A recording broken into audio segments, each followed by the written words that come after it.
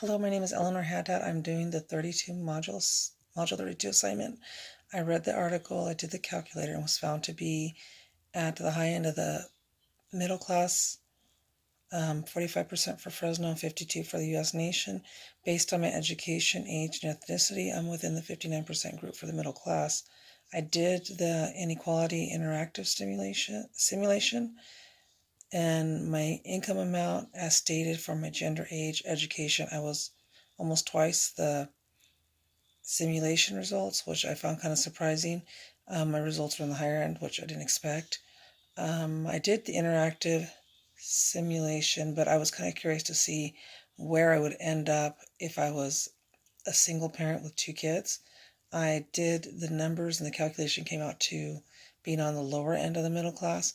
And after reading the chapter for this week, it gave me a different perspective on what it would be like to be a single mother with two children making a lot less than what I make, and how easily poverty would be a problem or an issue if you were a single mother with two kids.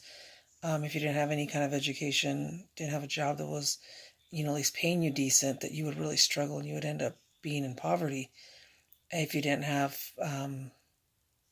enough, as far as the pay difference because of sex and gender, and not having the education and not having the same opportunities as some other people. But when I went to the website, fact checked, the author was Rakesh Koshar.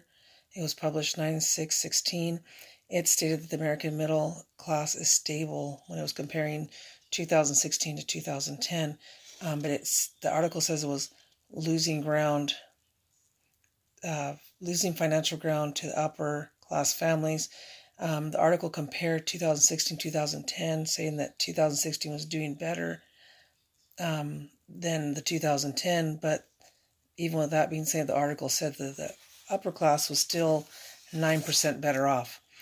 And I feel, as far as everything you've done so far, I feel like the simulation was right on in relation to the rich taking more than their share and voting and paying off legislative votes for their own benefit. They get less taxes, they keep more of their money, and the rest of us just have to suffer, step up to make differences to change the current situation.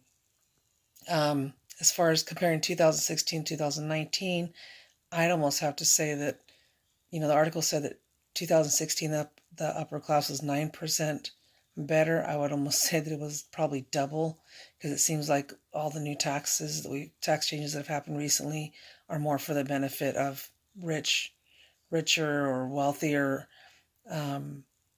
business owners, not so much for the average person. But this assignment did give me a new perspective, or at least, made me realize how unfair and how unequal things are. I kind of saw it, but I didn't really realize what the difference was between the middle class and the upper class, as far as how much it was such a big separation. And it was there, but not to this point. So I did enjoy this assignment, and I did learn a lot, and it kind of made me think that there's things that can be done to improve the situation.